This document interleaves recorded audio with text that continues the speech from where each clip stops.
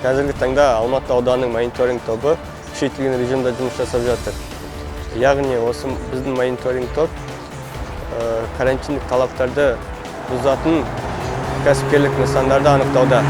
Бүгінгі күні Алматы ауданы бойынша Мұстафина көшесіндегі Кешмес, Өзбекский двор және де Белес мейрамханалары анықталған болатын. Және де осы кәсіпкерлік нысандар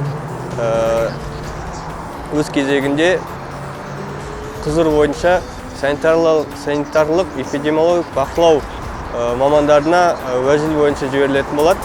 Және де әкімшілік жауапкершілікке тартылатын болады.